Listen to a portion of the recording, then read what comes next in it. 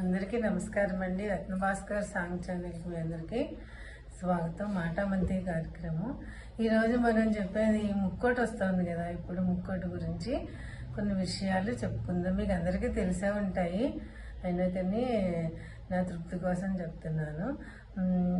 ఏంటండి ముక్కోటి ఏకాదశి ఈ నెల డిసెంబర్ 30వ తారీఖున మంగళవారం ఉదయం 7:01 నుంచి మళ్ళీ 31 ఉదయం బుధవారం నాడు 5:01 దాకా ఉంటుందన్నమాట.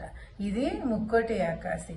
ఈ ముక్కోటి ఏకాదశి ఏంటంటే మనకి సూర్యుడు ఉత్తరాయణానికి వస్తాడు కదా, వచ్చే ముందు పుష్యమాసం పుష్యశుద్ధమి ఏకాదశి రోజున ఈ ముక్కోటి ఏకాదశి కానీ వైకుంఠ ఏకాదశి కూడా అంటారు, జరుపుకుంటాం అనమాట.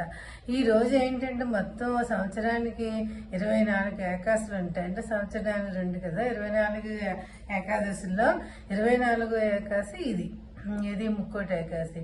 ఈ ముక్కోటి ఏకాదశి రోజున మనం ఉపవాసం ఉండి నిష్ఠగా పూజ అది చేసినట్లయితే కనుక మనకి మొత్తం 24 ఏకాదశులు చేస్తే ఎంత పుణ్యం వస్తుందో అంత ఫలితం వస్తుందని విష్ణుమూర్తి మనకి తెలియజేశాడనమాట.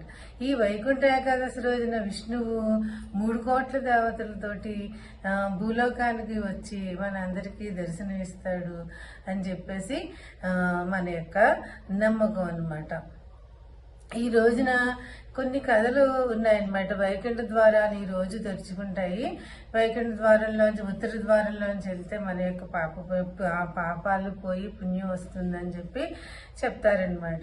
మళ్ళీ క్షీరసాగర మదనం జరుగుతుంది కదా, అప్పుడు అమృతం విషం ఒకసారి పుట్టి ఇదే రోజున జరిగిందట క్షీరసాగర మదనం. దీంట్లో అమృతం పుట్టింది, తర్వాత విషం పుట్టింది. ఆ విషాన్ని మహానుభావుడైనటువంటి శివుడు తాగి తన గరల కంఠంలో నింపుకున్నాడు అనమాట ఆయన. ఆ తర్వాత ఇంకో విషయం చెప్తారు ఏంటంటే, మహాభారత కాలంలో శ్రీకృష్ణుడు అర్జునుడికి భగవద్గీతని ఆ రోజే ఈ ఏకాదశి నాడే ఉపదేశించాడని చెప్పి చెప్తారనమాట. పద్మపురాణాన్ని అనుసరించి ఇంకో కథ ఉంది. ఏంటంటే ముర అనే రాక్షసుడి యొక్క ఆగడాల వల్ల దేవతలందరూ విసుగు చెంది ఇంకా భరించలేక విష్ణుమూర్తిని మొరపెట్టుకుంటే, సరే అయితేను ఈ రాక్షసుని చంపడానికి ప్రత్యేకమైన ఆయుధం కావాలని చెప్పి ఆయన బద్రికాశ్రమానికి వెళ్ళి హైమవతి అనే గుహలో తపస్సులో నిమగ్నం అవుతాడనమాట. అప్పుడు మురా రాక్షసుడు వచ్చేసి ఆయన్ని చంపబోతాడు. అప్పుడు ఆయన శరీరం నుండి ఉగ్ర రూపంతో ఒక శక్తి ఉద్భవించి తన కంటి చూపుతోటే మురా అనే రాక్షసుడిని సంహరిస్తుంది అనమాట. అప్పుడు విష్ణువు కళ్ళు తెరిచి ఆ శక్తిని పొగిడి, ఆ శక్తిని స్త్రీ రూపం అనమాట, ఆ శక్తికి ఏకాదశి అని చెప్పి పేరు పెట్టి నీకేం కావాలో కోరుకోమంటాడు.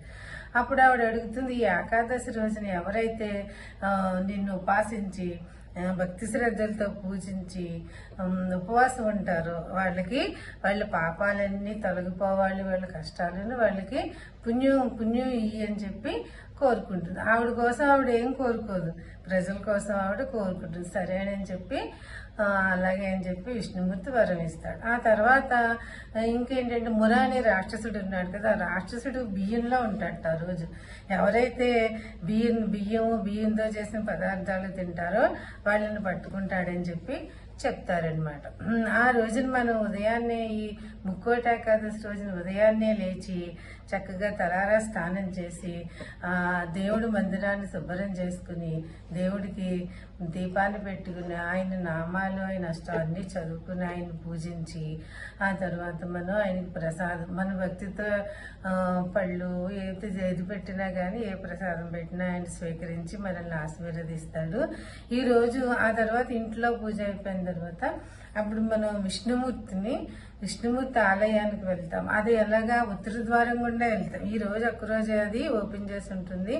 ఆ ద్వారం గుండా వెళ్తే విష్ణుమూర్తి మనల్ని కరుణిస్తాడనమాట.